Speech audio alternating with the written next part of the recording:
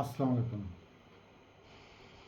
খারিজস্তান থেকে অর্থাৎ অমৃতসর থেকে শিখেরা ঝাঁকে ঝাঁকে বিভিন্ন যানবাহনে যে যেভাবে পেরেছে নয়াদিল্লিতে অত্যন্ত দাম্ভিকতার সাথে আনন্দ উৎসব মুখরিত হয়ে তারা মৃত্যুর পরোয়ানাকে সামনে রেখেই মোদির রাজপ্রাসাদ, মোদির প্রাচীর দুর্গ সেই নয়াদিল্লিকে গিলে খেয়ে ফেলেছে একেবারে। পুরা ভারত জুড়ে যে একটি আন্দোলনমুখী জনতার স্রোত নয়াদিল্লির দিকে, সবচেয়ে আশ্চর্যের বিষয় হলো ভারত একক কোনো রাজনীতির পরিগণ্ডির ভিতর এখন আর পরিচালিত হচ্ছে না। বড় একটি সংঘবদ্ধ হওয়ার ক্ষেত্র তৈরি করে দিয়েছে এই আন্দোলনে। সেটা হলো বিত্তশালী আর দলিতদের মাঝে যে ডিফারেন্স, এইটাই এখন রাজনীতি বা আন্দোলনের মূল কেন্দ্রবিন্দু হয়ে দাঁড়িয়েছে। ভারতের মজার ব্যাপার হলো, আর আমি এর আগের ভিডিওতে বলেছিলাম যে ভারতের দিনহীন ছন্ন ছাড়া পথ বস্তির কোটি কোটি মানুষ রয়ে গেছে, যাদের কোনো চাকরিতে প্রবেশেরই সুযোগ নাই। আর যারা নিম্ন মধ্যবিত্ত, নিম্ন বর্ণের, হিন্দুদের ধর্মের যে শ্রেণীভেদ তার চেয়ে সব থেকে নমশূদ্র, এই ধরনের পেশাজীবীর মানুষগুলো যাদের শ্রেণীভাগই আছে নিম্ন শ্রেণীর চাকরিভূত হওয়া, বিশেষ করে দেশের পুলিশ বাহিনীতে বা সিকিউরিটির বিভিন্ন নিম্ন পদের চাকরিগুলোতে যারা চাকরি করে, এদের সন্তানেরা আন্দোলনের নেতৃত্ব দিচ্ছে, আন্দোলনের অগ্রভাগে তারা। অতএব সবচেয়ে মজার ঘটনাটি ঘটেছে হলো সেই অমৃতসর থেকে দিল্লিতে ঢুকতে পথে তো কোনো বাধা বিঘ্ন ব্যারিকেড পড়েইনি, বরঞ্চ এইসব পুলিশরাই, নিম্নবর্ণের চাকরিজীবীরা, তারা রাস্তায় রাস্তায় এদের খাবার দিয়েছেন, এদের পানি দিয়েছেন, উৎসাহ জাগিয়েছেন, বিশ্রামের ব্যবস্থা করেছেন এবং যার যেটা প্রয়োজন নারী পুরুষ সম্মিলিতভাবে তাদেরকে উৎসাহ দিয়ে, হাততালি দিয়ে, ফুল ছিটিয়ে সাদর সম্ভাষণ জানিয়েছে দিল্লি অনুপ্রবেশের জন্য। তাহলে বুঝতে হবে এখানে যে আন্দোলনটা এখন কাদের সাথে কাদের হচ্ছে, ছাত্র আন্দোলন থেকে কোন দিকে এই আন্দোলনের মোড় নিচ্ছে। অর্থাৎ মুসলিম নিপীড়িত ধর্মের নামে যাদেরকে শৃঙ্খলিত করে, শিকলবন্দি করে এতদিন মোদি যাদেরকে হিন্দু মানে ব্যবহার করবার জন্য হিন্দু বলে, মানে কুকুরের তু বলে যেরকমের ডাক দেয়, ভারতের এই ধরনের নিম্নবর্ণের অচ্ছুক যাদেরকে মন্দিরে যাওয়া নিষেধ এবং উচ্চবর্ণের হিন্দুরা যেসব পূজা পার্বণ করে সেই সব জায়গা যাওয়া নিষেধ, অথচ তাদেরকে হিন্দু তকমা লাগিয়ে এরা হিন্দুত্ববাদীর একটি ভারত কায়েমের অপচেষ্টা করেছিল। এই ছলনা, এই জায়গাটা নিম্নবর্ণের সেই মানুষেরা এখন বুঝতে পেরে গেছে এবং তাদের শিক্ষিত সন্তানেরা এখন সজাগ হয়ে উঠেছে। হায়দ্রাবাদ, চেন্নাই বা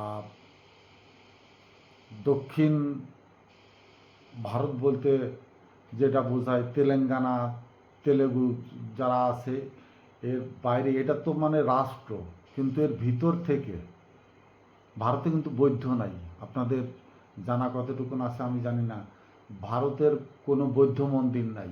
ওরা সেগুলোকে ভেঙে ধূলিসাৎ করে দিয়েছে। কারণ যদি বৌদ্ধরা ভারতের ধর্ম প্রচার করার সুযোগ থাকতো, ৭৫% নিম্নবর্ণের হিন্দুই বৌদ্ধ ধর্ম গ্রহণ করত এবং বৌদ্ধিস্টদের একটি সমৃদ্ধশালী রাষ্ট্রে পরিণত হতো এই ভারত। ভারতের নিম্নবর্ণের হিন্দুরা ডুকরে ডুকরে কাঁদছে, ফুপিয়ে ফুপিয়ে কাঁদছে, না আছে তাদের ধর্মীয় কোনো অনুভূতিতে উৎসাহের সাথে যোগদান করবার প্রকাশ না আছে, তাকে যেটুকু আছে সেই ধর্মটুকু পালন করবার আর্থিক সচ্ছলতা। এতটা পদদলিত, দলিত, ঘৃণিত, কর্মহীন ভাবে তারা ভারতে জীবন যুদ্ধে লড়াই করে সংগ্রাম করে শুধু বেঁচে থাকার তাগিদে যা ইচ্ছে তাই করাচ্ছে ভারতের সরকারগুলা। এই বর্ণের এই জায়গার মানুষগুলো এখন সম্পূর্ণভাবে আন্দোলনমুখী হয়ে উঠেছে এবং এদের সন্তানদেরকে এরা সামনে এগিয়ে দিয়ে পিছন থেকে নেতৃত্ব দিচ্ছে। কৃষকের ছেলে, দিনমজুরির ছেলে, শ্রমিকের ছেলে, বিভিন্ন অর্থাৎ নিচু বর্ণের যত চাকরির ক্ষেত্রে এবং তাদের সন্তানদের জন্যই এই লড়াই, এই সংগ্রাম। সবচেয়ে মজার ব্যাপার হলো পুলিশ ছাত্রদেরকে দু একটা আঘাত করছে, সেগুলোতে মিডিয়ার সামনে আনার চেষ্টা করছে, কিন্তু অগোচরে পুলিশ তাদেরকে উৎসাহ জুগিয়ে যাচ্ছে, পুলিশ তাদেরকে এই আন্দোলনকে সমর্থন জুগিয়ে যাচ্ছে। কারণ ভারতের হিন্দুরা এই নিম্ন বর্ণেরই, নিম্ন গোত্রেরই চাকরিজীবী, তাদের সন্তানরাই এই আন্দোলনের অগ্রদূত হিসাবে ভূমিকা রাখছে। তারা পকেট থেকে বের করে পয়সা দিচ্ছে, তাদের খাওয়ার জোগান করছে, লাঠিচার্জ তো করছেই না, বরঞ্চ কীভাবে নিরাপদে তাদেরকে আন্দোলনকে সহায়তা করা যায় নেপথ্যে থেকে সেই কাজটি করে যাচ্ছে। আপনারা ইতিমধ্যে দেখেছেন সেই ভারতের গদি মিডিয়ার সাংবাদিকরা যারা এগুলো কাভার করবার জন্য ছাত্রদের কাছে যাচ্ছে এবং এদের প্রশ্ন করার ঢং দেখেই এরা বুঝে ফেলছে যে এরা মোদির দালাল সাংবাদিক বা ভারত মিডিয়ার তথাকথিত মিডিয়া কর্মী। তাদেরকে সেখানে উপযুক্ত প্রমাণ অর্থাৎ দাবরের পার রেখেছে। পুলিশদের ভিতরেও যারা বেশি উচ্চবাচ্য করছে বা বুঝতে পারছে ছাত্ররা যে এরা চামচামি তোষামতকারী, ওই গেরুয়ারি কোনো চামচা বা তাদের পাঁচাটা কুকুর, তাদেরকে সেখানেই সাইজ করে ফেলছে, ছেড়ে দিচ্ছে তাদেরকে। অধিকাংশ পুলিশই তাদের সমর্থনের সাথে আছে বাকিদেরকে। বিজেপির কোনো নেতা নেত্রীর কোথাও কোনো টু শব্দটি করবার সুযোগ নেই। যাদের যেখানে পাচ্ছে, দেখলাম একজন মহিলাকে গাড়ির ভিতর বাইরের থেকে ডিম মারতে মারতে একবার তারে নিয়ে নাস্তানাবুদ করে ছেড়ে দিয়েছে, পচা ডিম মেরে মেরে। বিজেপির শীর্ষেন্দু কোথায় আছে, কোন অবস্থায় আছে বলা মুশকিল, তাকে দেখা যাচ্ছে না। ভারতের সবচেয়ে যে উগ্রবাদী হিন্দুত্ববাদের প্রতীক হিসাবে আবির্ভূত হয়েছিলেন, আগামীকাল পুরা ভারতবর্ষের সবথেকে বড় সাংগঠনিক আন্দোলনের পক্ষে জোরালো প্রতিবাদ হয়ে কলকাতাতে হাওড়া হয়ে পদযাত্রা করবে। ভারতের সবচেয়ে বড় যে শোভাযাত্রা কালকে শুক্রবার 2টার সময় তৃণমূলের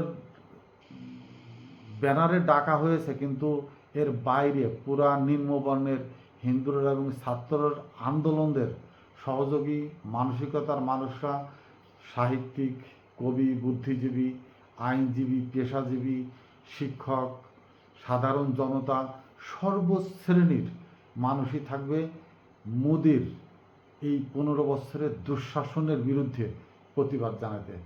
এটা রুখে দেওয়ার ক্ষমতা শীর্ষেন্দুর বর্তমান প্রশাসনের নেই, মানে থাকার মতো অবস্থাও নেই। প্রশাসনের অর্ধেক লোকই ঘরে ঢুকে গেছে, ঘরে ঢুকে তাদের সন্তানদেরকে নেতৃত্ব দিচ্ছে।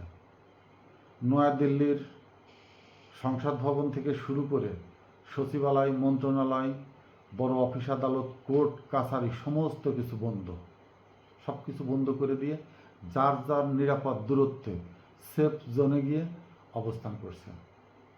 এইটা হচ্ছে সার্বিক পরিস্থিতি। এখন আমার কয়েকটি ট্রিট বা আমার কয়েকটি পলিসি বলবো যেগুলো এই মুহূর্তে অ্যাপ্লাই করা প্রয়োজন। আমার ভাষা ভারতের যারা বোঝেন তারা যেন এটাকে তাদের ভাষায় রূপান্তরিত করে ছাত্রদের ভিতরে অ্যাডভাইস করে। নয়াদিল্লিতে যে লক্ষাধিক মানুষের সমাবেশ ঘটেছে, সমাগম হয়েছে, একটি আন্দোলনের জন্য এটা যথেষ্ট।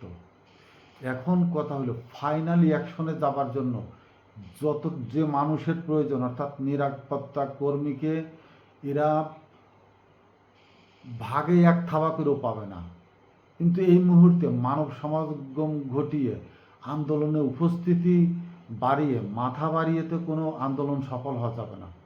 চূড়ান্ত সিদ্ধান্তটা কি, সেটা সফল করবার জন্য যতটুকুন সামনে এগোনোর দরকার, মোদির গেটে গিয়ে অপেক্ষা করবার সময় নয়, মোদির বাসভবন ঘেরাই করে রাখার ব্যাপার নয়, মোদির বাসভবনের যা আছে গুড়িয়ে দিতে হবে, মোদির বাসভবন গুড়িয়ে দিতে হবে। মোদি কোথায় লুকানো আছে তাকে খুঁজে বের করে হয় সে জীবিত অথবা মৃত অবস্থায় তাদের কাছে স্যারেন্ডার করাইতে হবে। ভারতের যে জায়গায়, অর্থাৎ আইনসভা বলি, উচ্চকক্ষ নিম্নকক্ষ যে সংসদ ভবনগুলো আছে ভারতের, সেগুলোকে আন্দোলনকারীদের নিয়ন্ত্রণে নিয়ে নিতে হবে। বিচারালয়গুলো আন্দোলনকারীদের নিয়ন্ত্রণে নিয়ে নিতে হবে, নিয়ে সরকারের সব ধরনের হৃৎপিণ্ডকে বন্ধ করে দিয়ে, তাকে শ্বাসরুদ্ধ করে দিয়ে পুরা ভারতের একটি সরকারি কার্যক্রমকে স্তব্ধ করে দিতে হবে। সেইটার সফলতার জন্য রন্ধ্রে রন্ধ্রে ঢুকে পড়তে হবে আন্দোলনকারীদের জন্য, মানব সমাগম ঘটিয়ে বা সারা ভারত জুড়ে রাজ্যভিত্তিক আন্দোলন করে তো মূল উদ্দেশ্য সফলতা অর্জন করা যাবে না। মূল উদ্দেশ্য সফলতা করতে হলে মোদিকে খুঁজে বের করতে হবে এবং মোদিদের আন্দোলনকারীদের হাতে পুলিশ যেভাবে আসামিকে ধরে ওইভাবে ধরে নিয়ে এসে তাকে প্রকাশ্যে ক্ষমা চাওয়ার কোনো বিষয় নয়। অর্থাৎ ক্ষমা করে দিলে তিনি শাসনে গিয়ে বর্তমান যেটা হচ্ছে এটি হাজার হাজার মামলা তিনি তাদের বিরুদ্ধে করবে, খুঁটে খুঁটে মুসলমানদেরকে যেমন বিভ্রান্ত করবে, হামলা মামলার ভিতরে বিভিন্নভাবে হয়রানি করবে, পুশিনের কথা বলবে যে এরা বাংলাদেশি, এরা পাকিস্তানি, এরা অমুক দেশ তমুক দেশ, বা ডিপ স্টেটের দোহাই দিয়ে এই আন্দোলনকারীদেরকে হাজার লক্ষ কোটি ছাত্রদেরকে আসামিতে রূপান্তরিত করবে। অর্থাৎ সাপের গায়ে লাঠি দিয়ে ব্যথা দিয়ে যদি মাঠ থেকে আন্দোলনকারীরা শুধু শিক্ষামন্ত্রীর ওই জায়গাটার থেকেই থেমে ঘরে চলে আসে, তারা অপর্যাপ্ত পরিমাণে নিজেদেরকে একটি বিপজ্জনক আগুনের মুখেই দাঁড় করিয়ে রাখা আসা মাত্র, তাছাড়া কোনো রেজাল্ট হবে না।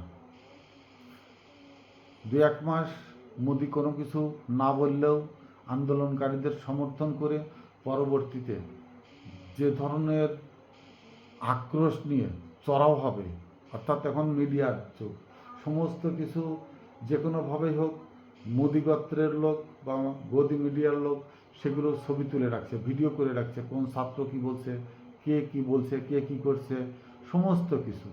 এই আন্দোলন যদি বিফল হয়ে ফেরত চলে আসে তাহলে যে ধরনের অন্ধকার অনিশান নেশা এই ছাত্রদের উপর নেমে আসবে, তাদের এমনভাবে জীবনকে ধ্বংস করে দেবে, এমন মামলায় ফেলে, ফৌজদারি মামলায় ফেলে তারা কোনো সরকারি চাকরিতে আর অন্তর্ভুক্ত হতে পারবে না।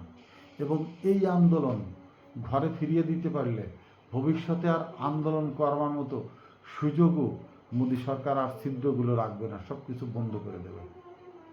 অতএব যারা আন্দোলনমুখী হয়ে উঠেছে এবং আন্দোলনের ভিতর ঢুকে পড়েছে, তাদের চূড়ান্ত বিজয় না হওয়া পর্যন্ত কোনোভাবেই রাজপথ থেকে ফিরে আসা যাবে না। এবং সেই চূড়ান্ত ফলাফলটুকু সেটি হলো মোদিকে সম্পূর্ণভাবে ক্ষমতাচ্যুত করা, মোদির সরকারকে এই মুহূর্তে সব কিছু থেকে পদত্যাগ করানো, সরকারকে সকল জায়গা থেকে নিষ্ক্রিয় করে আবার পুনরায় ভারতের আদর্শ নিয়ে, যে ভারত গান্ধীর আদর্শ নিয়ে গঠিত হয়েছিল, যে ভারত নেতাজি সুভাষ বোসের আকাঙ্ক্ষার জায়গা ছিল, যে ভারত আবুল কালাম আজাদের দর্শন ছিল, যে ভারত নিয়ে মোহাম্মদ আলী জিন্নাহ, মহাত্মা গান্ধীদের ভিতরে যে মমতাবোধ, ভালোবাসার,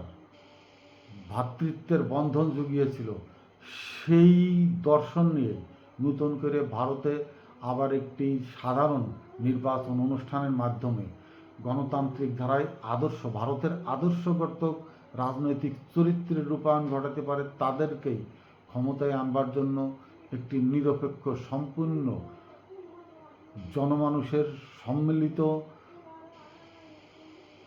অব্যাহত চেষ্টায় সেই একটি রাজনৈতিক পরিবেশ ভারতে স্থিতিশীলতার সহাবস্থান ঘটাতে পারে। ইতিমধ্যে দেখা গিয়েছে যে ভারতের যতগুলো আপনার হিন্দু, মুসলিম, জৈন, উড়িয়া, বিভিন্ন ভারতের তো প্রচুর ধর্ম রয়ে গেছে, সমস্ত ধর্মের মানুষই কিন্তু একত্রিত হয়ে গেছে। সমস্ত সেই যে দক্ষিণ দিনাজপুরের সেই কালো কুৎসিতে সাউথ আফ্রিকার মতো যে কালো একটি সম্প্রদায় আছে, যারা একেবারেই মাটির সাথে মিশে থাকে, তারা এবং ফর্সা মানুষেরা, বাদামি মানুষেরা, উর্দুতে কথা বলা বা অঞ্চল ভিত্তিক তাদের জাতিগত ভেদে যত ভাষা ছিল না কেন, সমস্ত কিছুকে একাকার করে দিয়ে পুরা আন্দোলনের ভিতরে তারা যে এক ভারতীয়তার কাতারে এসে দাঁড়িয়ে সক্ষম হয়েছে বা সেই একটি পরিবেশ সংগঠিত হয়েছে, এই জায়গা থেকে, এই লাইন থেকেই, এই সিচুয়েশন থেকে আর ফিরে আসলে ভারত বিপদের মুখে পড়বে, ভারত প্রশ্নাতীত হবে এবং আন্দোলনটি এমনভাবে ধ্বংসাবশেষে পরিণত হয়েছে যার পদচিহ্ন পর্যন্ত দুই এক রাত্রির ভিতরে আইন শৃঙ্খলা বাহিনীর হাতে এমনভাবে অপহৃত হবে যে পুরো ভারত জুড়েই যেন অন্ধকার একটি কারাগারে পরিণত করে দেবে মোদি। অতএব ছাত্রদের আমি আবারও বিনীতভাবে অনুরোধ করব, আমার ভাষা যারা বোঝেন বাংলাভাষীরা, তারা যেন দিল্লিতে যে আন্দোলন করছে, যে ভাষায় তারা কথা বলছে, তাদেরকে যেন মূল কনসেপ্টটা ধরিয়ে দেওয়া হয়।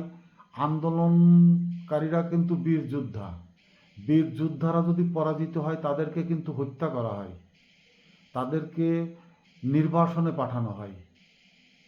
ভারত কিন্তু এগুলো ভালো বোঝে, ভালো জানে। ভারতের দক্ষিণে সেই কালাপানি, যে অপরাধীদেরকে সেখানে কালাপানিতে নিক্ষেপ করা হতো, মোদি কিন্তু সেই মাইন্ডের লোক। বুঝতে হবে যে ভারতের প্রধানমন্ত্রীকে এবং কাদের বিরুদ্ধে এই আন্দোলন, কার বিরুদ্ধে। অতএব সেই ব্যক্তির আক্রোশের জায়গা থেকে বাঁচতে হলে তাকে গলা টিপে ধরে তার আক্রোশকে বরফে পরিণত করতে হবে, তার আক্রোশকে তার ভিতরে হত্যা করতে হবে। মোদি থাকবে হয় জেলখানায়, না হলে নিভৃত কোনো নির্বাসনে। মোদির রাজনীতির ভিতর থেকে এমনটাই দূরে ছুঁড়ে ফেলে দিতে হবে যেন যে আদর্শের রাজনীতি মোদি ভারতে চালাতে চাচ্ছিল, হিন্দুত্ববাদের রাজনীতি, ভারত পুরো একটি হিন্দু রাষ্ট্রে পরিণত করবার জন্য তার সেই হিন্দুত্ববাদী দর্শনকে পুরা সাগরে নিক্ষিপ্ত করতে হবে প্রয়োজনে তাকে, যেন ভারতে এই ধরনের আর উগ্রবাদী কোনো রাজনৈতিক সংগঠনের জন্ম না হয়। প্রথমত আরএসএস, ইসকন, সেই যে ভারতের উগ্রবাদী তারপর আর একটা সংগঠন আছে রং দিয়ে কি যেন একটা আরেকটি সংগঠন আছে, বাজরং পার্টি, যেসব উগ্রবাদী সেনারা, সেই শিবসেনা, সেই গেরুয়া দেয়, তারা প্রথমে বাধা হয়ে দাঁড়াচ্ছিল, প্রথমে শেষ পর্যন্ত 2 দিন আগেও তারা পুলিশের পোশাক পরে, হেলমেট পরে পুলিশের সাথে ছিল, কিন্তু গতকাল এবং আজকে এই উগ্রবাদী সংগঠনগুলো কিন্তু সরে চলে গেছে।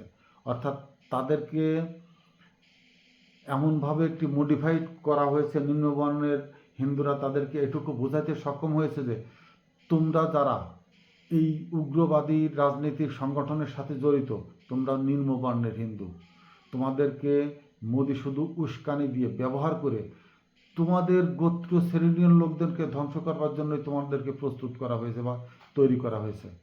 এই ধরনের একটি মোটিভ তারা জানার পরেই এই বাজরং, আরএসএস, ইসকন, রয়ের নিম্ন পদস্থ যেসব কর্মচারীরা চাকরি করে, সংশ্লিষ্ট ব্যক্তিরা, তারা সেই সরকারের প্রশাসন থেকে নিশ্চুপে সরে গিয়ে আন্দোলনকারীদেরকে স্মুথলি একটি স্পেস তৈরি করে দিয়ে গেছে।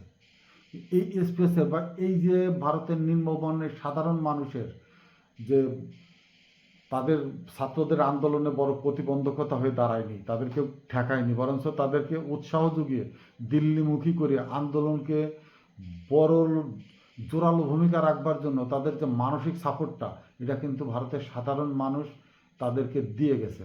অতএব আন্দোলনে যারা লিপ্ত রয়েছে, যারা আন্দোলনের অগ্রভাগ থেকে শুরু করে পশ্চাৎপদ লাস্ট ছাত্রটিও বা ছেলেটিও যেন পিছুপা না হয় এবং চূড়ান্ত বিজয় অর্জন না করা পর্যন্ত, অর্থাৎ মোদির পদক্ষেপ নিশ্চিত না করা পর্যন্ত, বিশেষ করে বিজেপির রাজনীতিকে ভারত থেকে চিরদিনের জন্য নিশ্চিহ্ন করে দিয়ে না দেওয়া পর্যন্ত আন্দোলন যেন থেমে না থাকে এবং সেই আন্দোলন গতিবেগ করে আরও চালিয়ে নেবার জন্য আমরা সহসাই চারকোনায় প্রতিটি মুহূর্ত, প্রতিটি ক্ষণ আপনাদের সাথে মানসিকভাবে সশরীরে হয়তো উপস্থিত নেই, কিন্তু আমাদের দর্শন, চোখ, স্নায়ু, মনস্তাত্ত্বিক যত ধরনের সাপোর্টের প্রয়োজন আমরা অহর্নিশ আপনাদের পর্যবেক্ষণে রেখেছি এবং মনের থেকে দোয়ার সাথে এখান থেকেই আন্দোলনকে আরও সাধারণ মানুষের যেন উৎসাহ ব্যঞ্জক হয়ে ওঠে, তার জন্য মানসিক প্রস্তুতি করবার জন্য সর্বদা চেষ্টা চালিয়ে যাচ্ছি। আন্দোলন অব্যাহত থাক। বিজেপি বা মোদী সরকারের উগ্রবাদী রাজনৈতিক সংগঠন ভারতের মাটি থেকে চিরদিনের জন্য নিশ্চিহ্ন হয়ে যাক, এই আশা ব্যক্ত করে আজকের ভিডিও শেষ করছি। আসসালামু আলাইকুম।